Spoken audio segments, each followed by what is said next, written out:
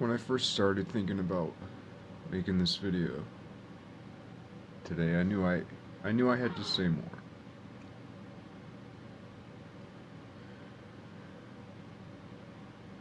I knew I had to say more about what I've said over the last couple days. At first I thought it was going to be a funny video. Then I thought it was going to be a cry-y video. Then I thought it was going to be a brooding video. I guess I'm a little brooding. And then I thought it was going to be a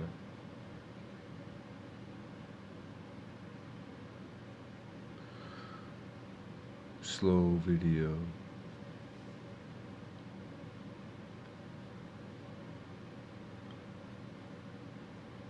But I definitely want to get to, I'm going to say a couple things.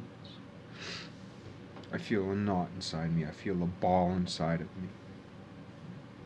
A knot, a ball, twisted. A knot, twisted. My guts are in knots. My heart is in a knot. I feel a knot inside me. I feel a ball. I feel a growth. I feel this expansion. It's uncomfortable inside of me. I'm twisted. But what's the difference between a twist and a knot? What's the difference between a knot and a braid? This condensation. And we always give it a negative connotation, but like, what's the perfect knot? An untied knot.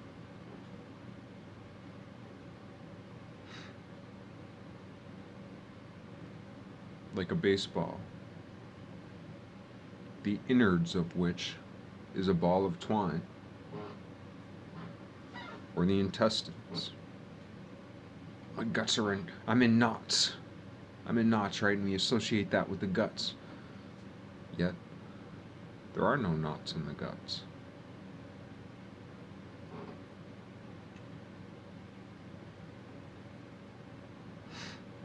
It's a kind of twine.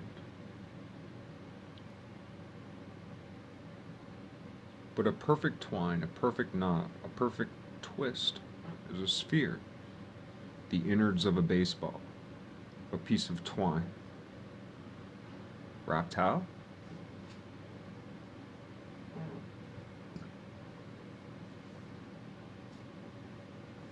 So there's that, the twist, right? There's the knot.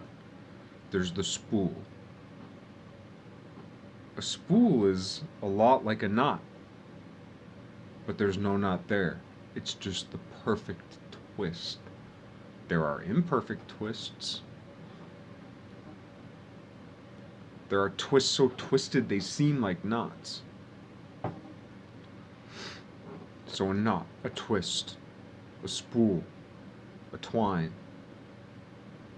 That's something I want to get to. I don't know if I will. The other thing, I was thinking about it this morning on the way to work. The word pissed.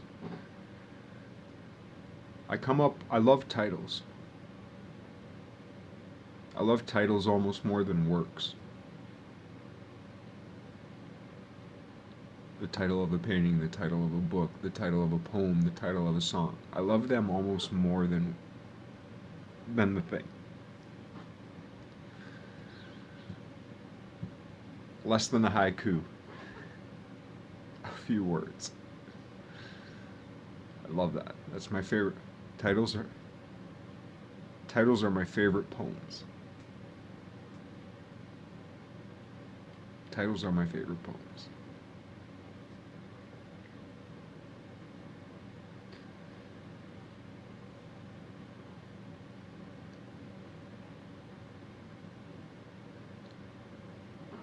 I usually think up several hundred titles a day. Several hundred different, I think, a shape.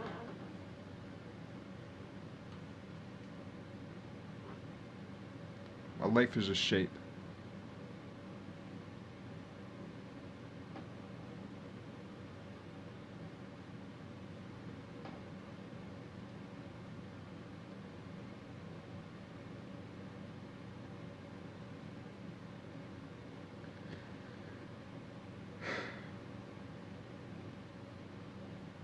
My life is a shape.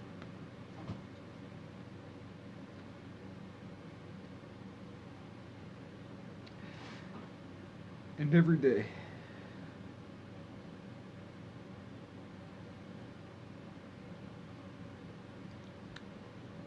no matter how, no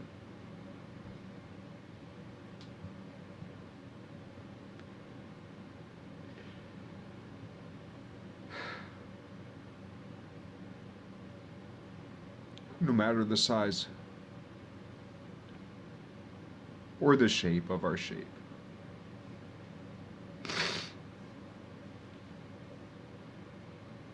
there are infinite ways to look at it, or at least practically speaking.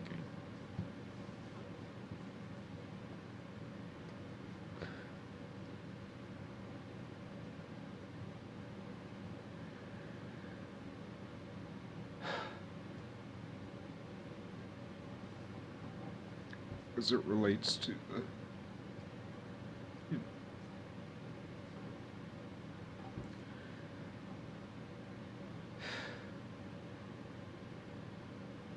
the limit of our life,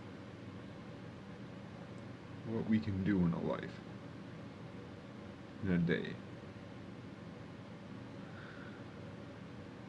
and how we can peer through the shape of our own life, how we can peer through the shape of who we are.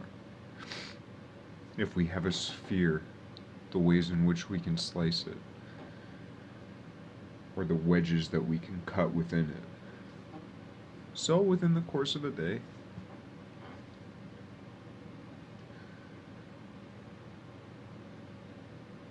especially on my way to work when it's kind of boring for an hour sometimes, it's just a lot of that time in my mind I'm on a talk show. I'm always on a talk show. I've watched talk shows my whole life. So in my mind, I'm always on a talk show. I'm the interviewer and the interviewee. That's not always how I think about it, but I know that that's what it is.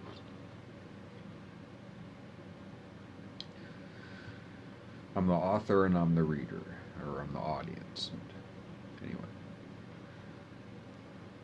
today I was thinking about pissed. That was one of the things that came up out of the several hundred, but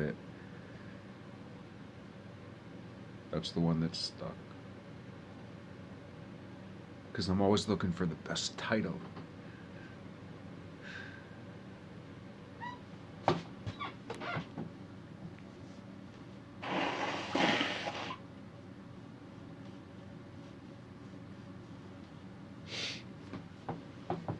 I'm always looking for the best title.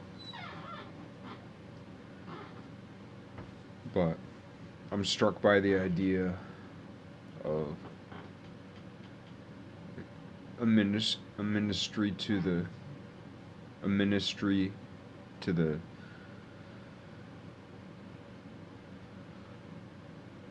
dispossessed, a ministry to the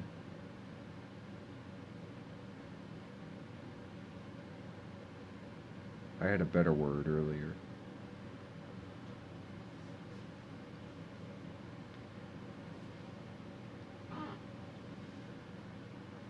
But pissed. Okay, maybe I'll find that word if I talk about the pissed. Pissed. Are you pissed? Are you pissed off? Ministry to the pissed. Do you smell like piss? Are you homeless because you live a life like mine? It's only by grace and luck and whatever that, like, I have a job, I have a roof over my head. Because basically, I've made decisions that have made other people homeless. I'm just lucky enough to have the right pieces to my environment, by luck, by grace, by the good people in my life.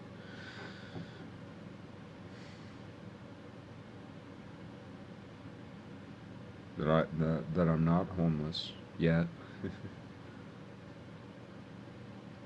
Not that that's necessarily even like a bad thing. I fear it. One of the biggest things I fear about it is that I associate, for the last several years, I associate making videos with work. So I feel like, well, if I'm homeless, I can't do work. If I can find a way where at least I feel like I can do work while I'm homeless, I'd be like, fuck it.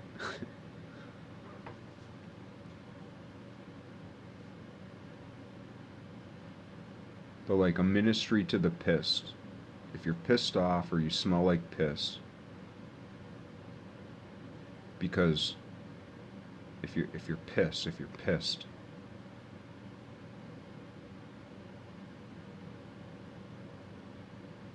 pissed off, you're left outside,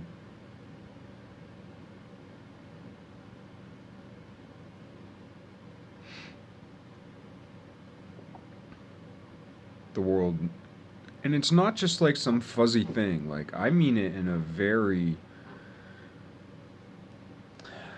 well, unique way, let's say it that way, in a unique way that isn't brought up.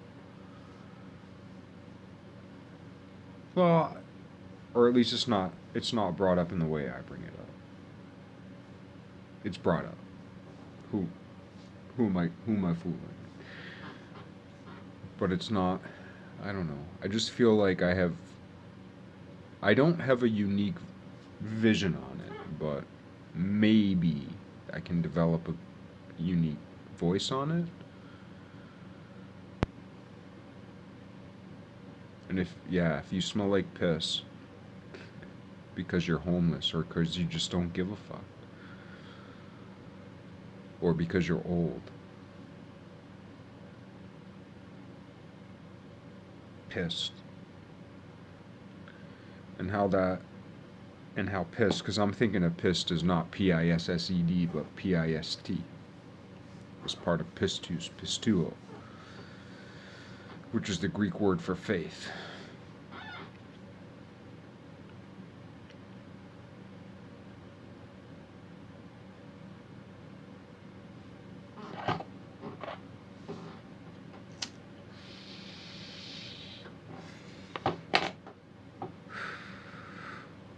Because when we think of, you know, saints, sages, prophets, when we think of Kundalini masters, when we think of, you know, Buddhist Zen masters, ninjas, when we think of anything like that, like, think about what it takes to be a smelly, and you could be really healthy, but like if you never get a chance to shower or bathe or whatever, like, the fact of the physics is you sprinkle when you tinkle. And that's cosmic, which is another fucked up, kind of fucked up thing to think about, right? You sprinkle when you tinkle, and if you don't take a shower, you will smell like piss. Maybe even if you do. And that's cosmic. That's astronomical. It's cosmological.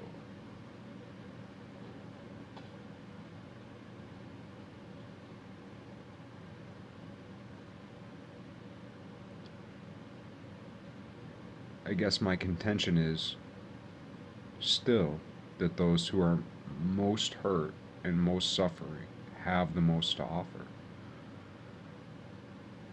Not because they're better than those who aren't smelly pissy. That's not what I mean. What I mean is there's not been a venue for the knowledge that they have, that we have. I'm a pissy old dude. You know? I'm 44. I know I look older. If I took more time primping, I could puff up a little bit, but naked or nude. Nude or naked, depending on how you define those words. I'm pretty crusty. But with a little work, a little primping, I could clean up okay.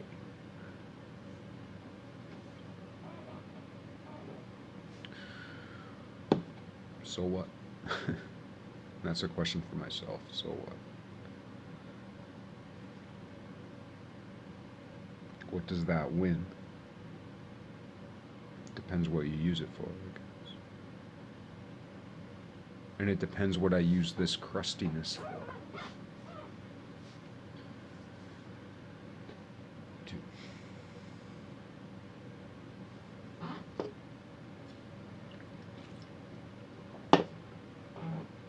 I ain't proud of it. But there is that old saying in Weanum Veritas and Wine There is Truth. When I was younger, when I was like 18, 18, 19, I worked at J.C. Penney, which is now out of business. These days, it's actually a COVID vaccination center for COVID-19. It's a COVID vaccination center. I was a shoe salesman and then a janitor.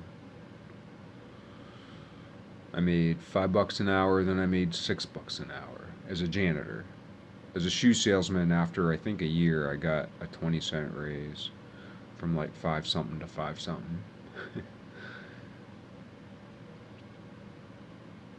Get paid get paid a few $100 every other week. But at the same time, I didn't do a lot.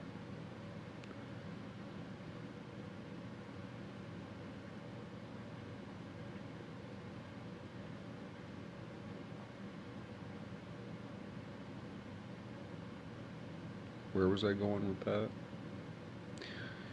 I don't know where I was going with that, but my first customer was like my first day. I didn't know shit.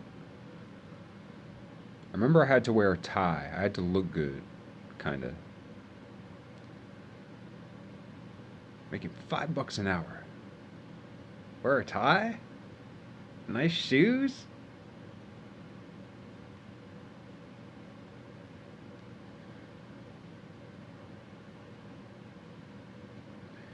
But I remember my first customer, a woman was buying shoes for her.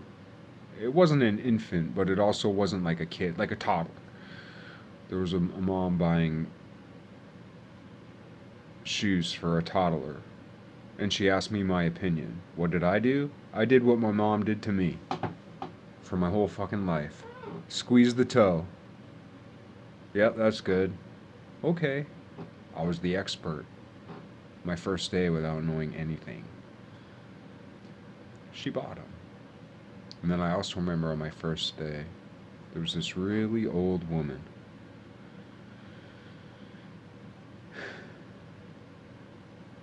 And then, like, I had to size her foot. So I have this stupid steel constructed thing. And she pulls her thing off, and she has bruised, bunion, corned feet, twisted in 5 directions, arthritis, the whole bag. And this is my introduction to health and anatomy and expertise. I've got this little metal thing.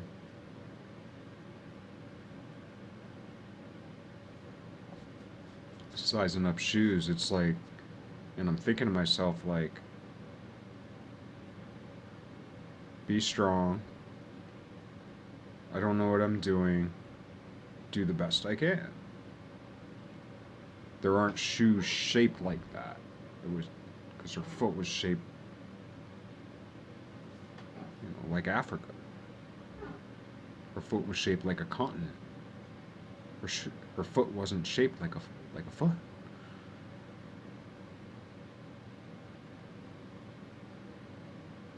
And then just emotionally, like, My society has not prepared me to understand this emotionally, never mind physically. I'm completely unprepared.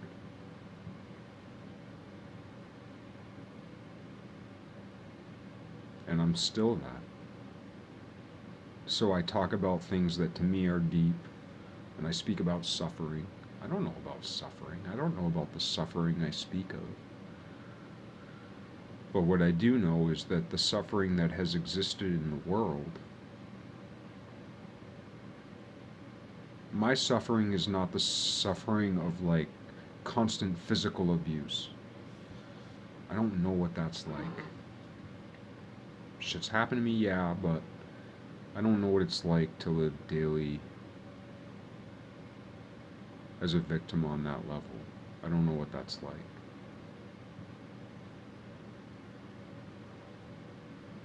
But even people who have it all physically, that's when, at some point, if you have it all physically, at some point, you know, that the heavens are going to open up, or the abyss is going to open up, so to speak, and then we're confronted with the suffering of existence, our own or others. Both.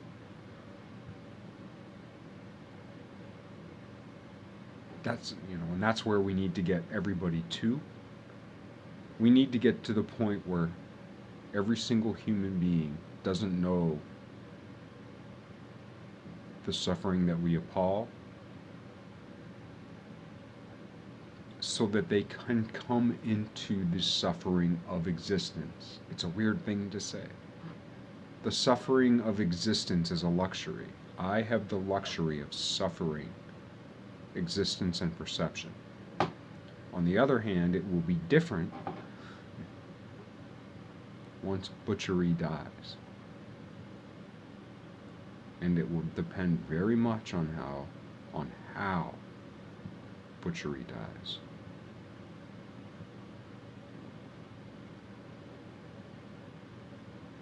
Because butchery could die with us at the extreme end. We all die. Anything that butchers dies. If the whole world dies, there's no more butchery. Well, we don't want that.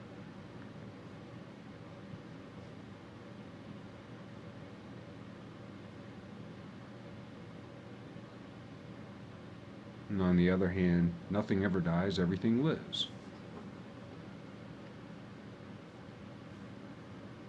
But then what will sharks eat?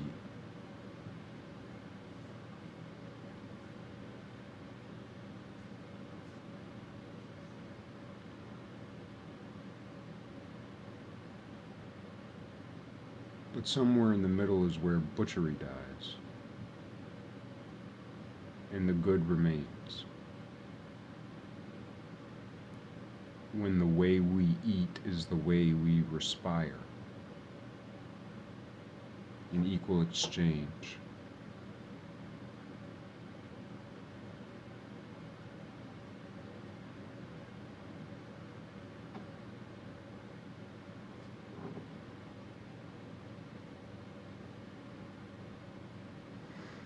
But what I wanted to say about so yeah, piss, ministry to the piss, and why you have so much to offer if you're really pissed, or if you smell like piss, or if you're old and you've already given up. There must be something you can do to fight the good fight, to kill butchery, and to make your particular kind of suffering impossible. The bad kinds. There's something you can do to make the bad kinds of your suffering impossible. And that's what I think about all the time. Pretty much all day, every day, so long as I'm awake. And about half the time it's what I dream about.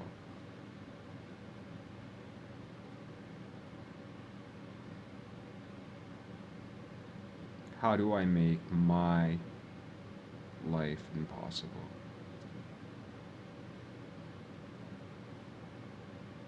How do I do something? How do I say something that makes it so that anyone who suffers at a higher level than me?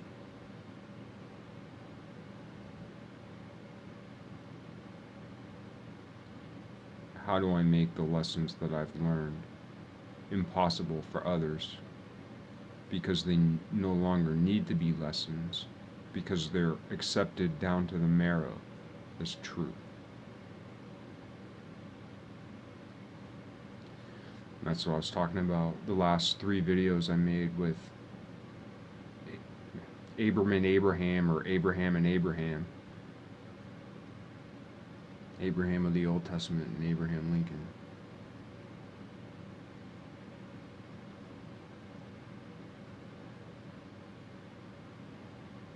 And I guess I can't rehash a couple and a half hours here in a minute.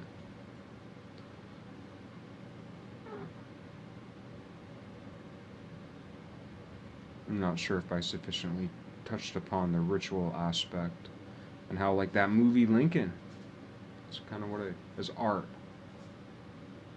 but it's true. It's true in the sense that it's a story. Yes. It's actors. Yes. It's not like a historical, like this for that, for this for that. There was a motive behind it and so on. Yes, yes, yes, yes, yes. But it was true as shit when I felt tingles up and down my spine and when tears came to my eyes, right? Like, it's true as shit.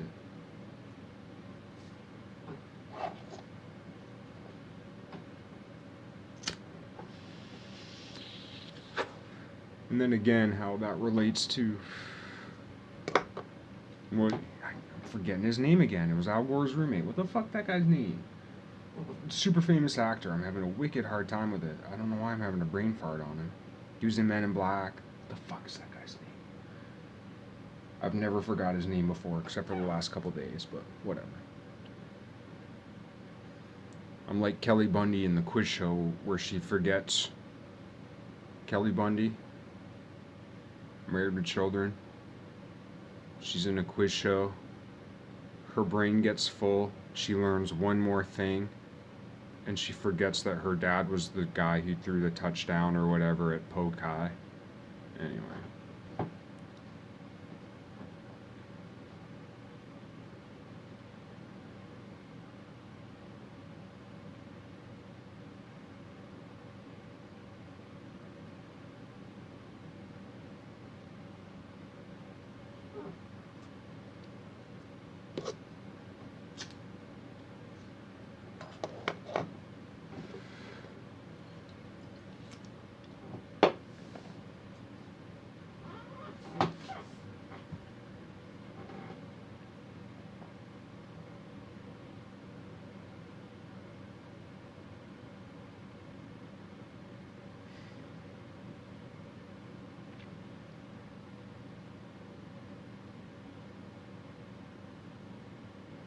Like those tingles, those tears, ritualistic.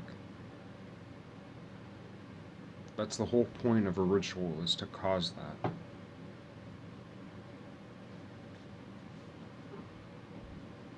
And it's a good ritual.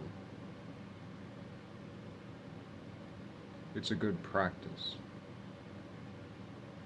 And with like rhetoricians or actors, people say, oh, just actors. That's what people say about Hollywood. Oh, they're just actors. Right? But on a movie,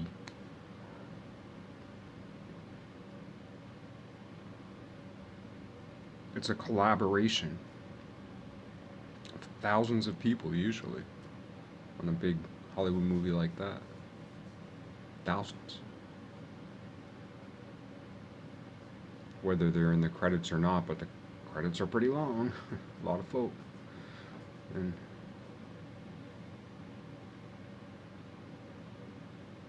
all of that into one thing.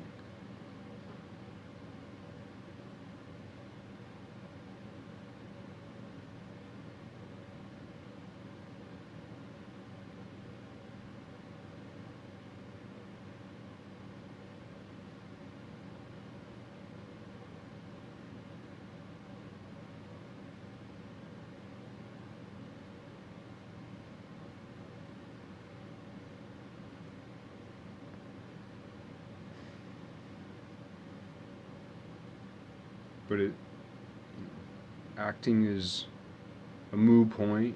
Acting is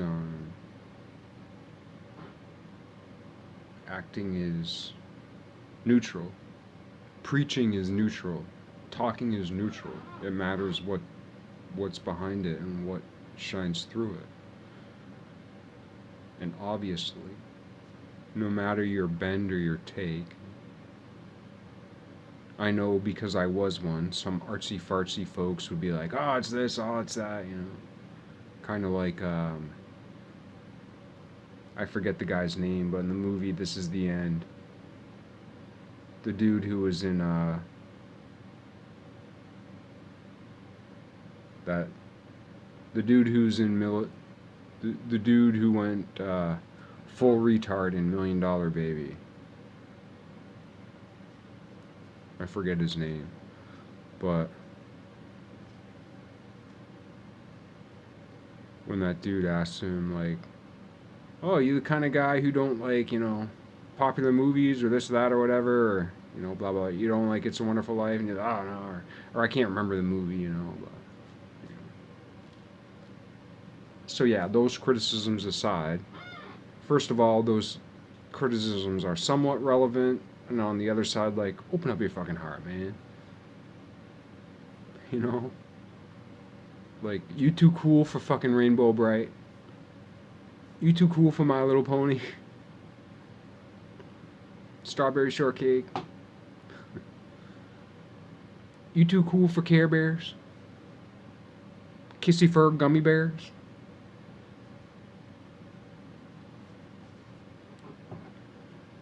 Maybe you are. I don't know.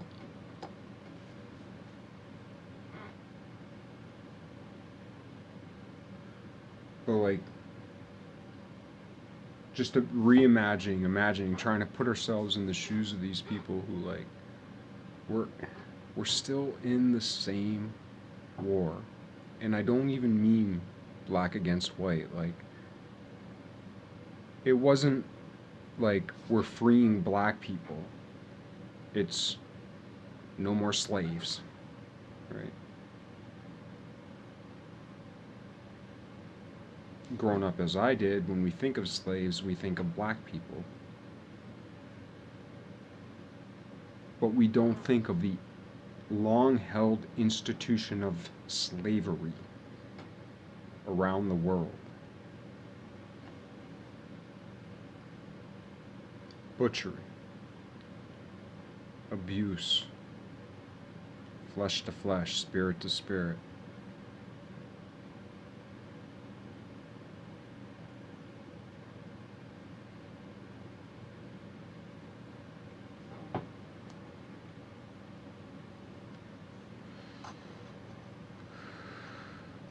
I know people know that. It's just, we got to get beyond it. And you know what I've said before, and it's part of my message, is to start to try to find a way to start opening people's minds to the fact that the Underground Railroad started thousands of years ago. Thousands and thousands.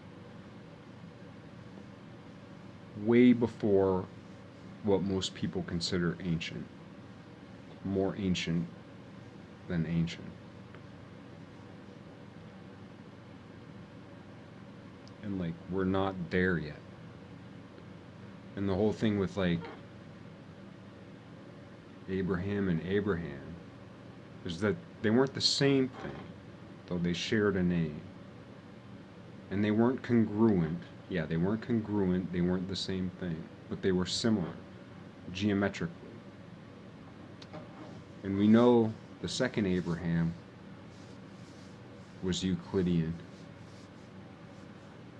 What about the first?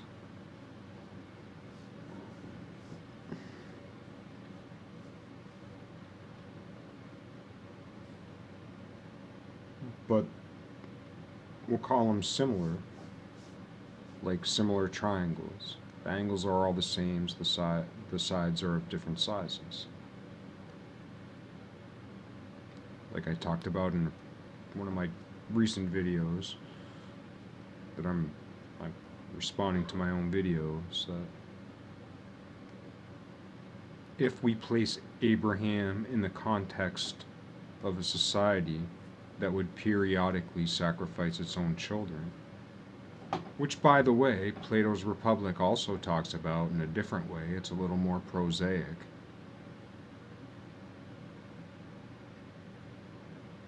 So now all of a sudden,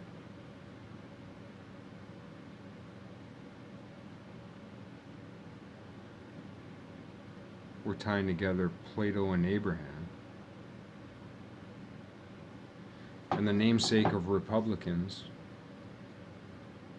if every Republican read the Republic, which is the namesake, they know law. I shouldn't say every. If 99% of Republicans read Plato's Republic, they'd either not be Republican anymore, just because the name itself repulsed them so much, or they'd change the name of the party. Even though Lincoln was a Republican, but that's a different story. Because he read all of Euclid, and he developed his ration to such an extent that he could read between the lines. Because when you develop your ration, you develop your intuition. There are things I've come to understand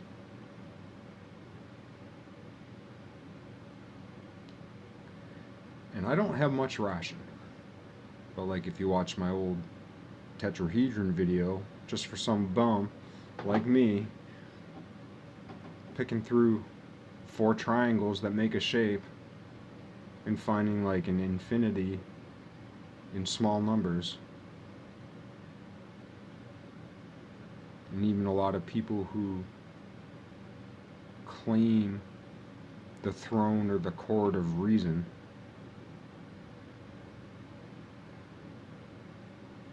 anyway, like there are things that I've come to know and understand about like the truth of shit that really did happen, but there's a greater truth. And I guarantee you, if you keep searching, you'll figure it out. I don't know when it will be actually spoken. It might be 10,000 years. Hundreds of thousands of people already know it and know why they can't speak it. About the truth of what really happened in Normandy. About the truth of what really happened at the Civil War.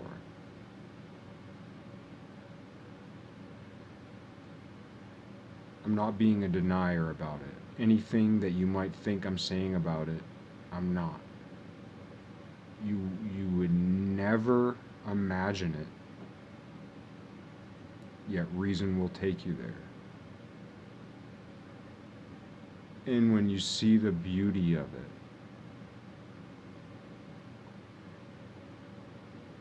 the beauty of what really happened all the way down, why did God do this? You'll answer that question. Most people don't ask, how did God do this?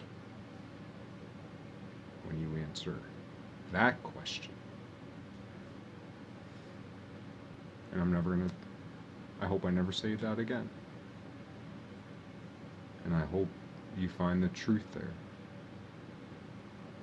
Not only that, I hope you find it in a much better state than I have found it. I've been so devastated that I'm practically crippled many days. Then other days I'm like do, and then all of a sudden I'm like doof, by just something. Anyway.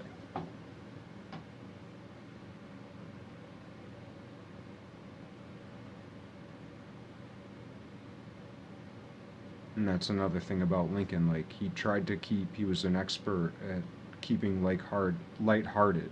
And he protected his own inner child. He protected his innocence.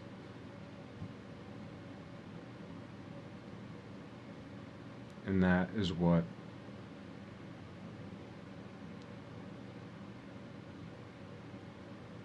provided him the strength to bear his cross and then be sacrificed.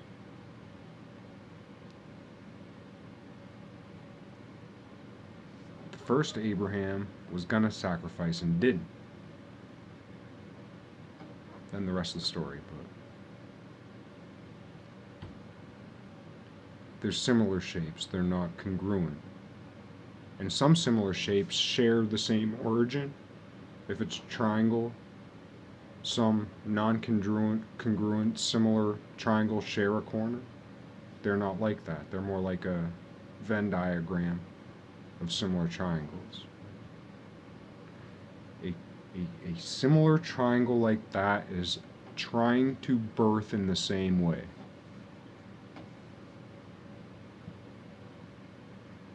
If we get it right, it's gonna be fucking awesome. Its awesomeness will be celebrated. The dark side of that is then we will have to deal exclusively with the suffering of existence. That's a higher level of suffering. And it still reaches all the fucking way down. The benefit and the glory and the good news of it is that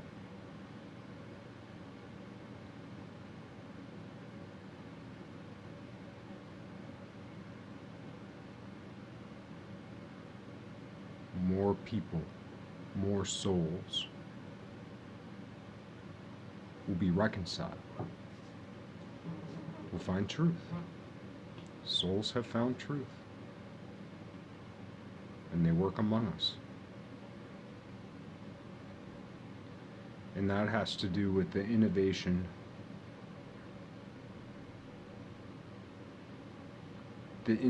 of the sacrament, communion. I never go to communion, right? Except for every day when I eat my bread and I drink my booze. And that's surely not the intent.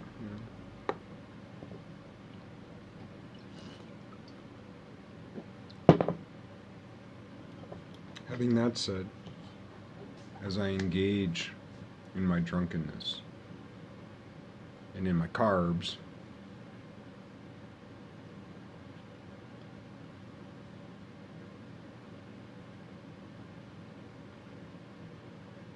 not super great for me. But I'm not engaging in the multi-million year tradition of butchery.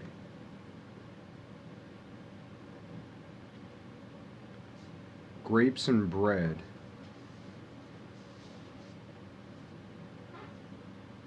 it's not the same as stepping on a blade of grass. It's not the same. Reaping the harvest of the fruit leaves the plant intact. And as for the grain, it's an annual. It's on its way out.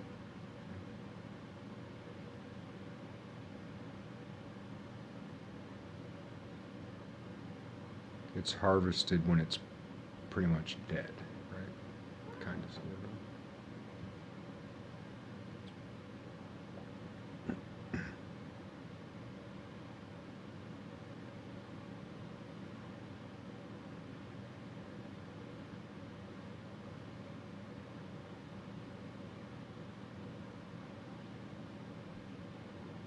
And that's the innovation.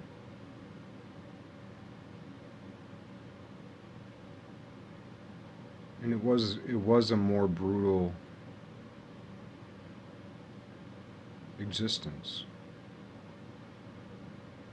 Though I suppose the brutality of that existence couldn't imagine the brutalities of this day. But we also couldn't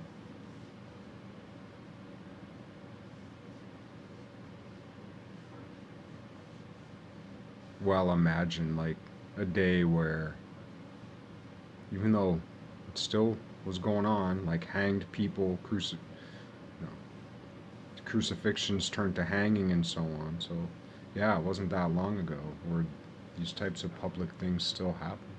They still happen. So,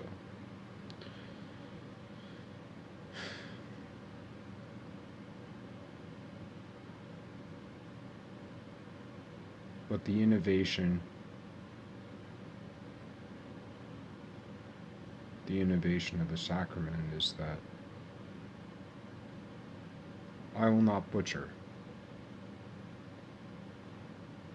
me.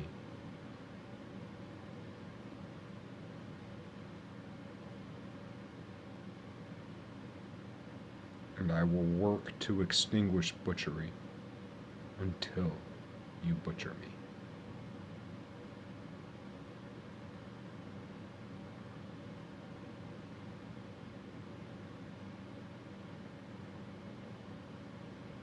Not for the sake of suffering alone, but to kill butchery.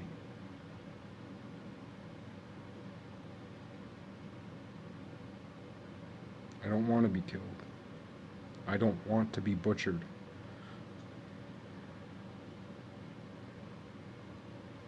But if that's what it takes to kill butchery forever for everyone,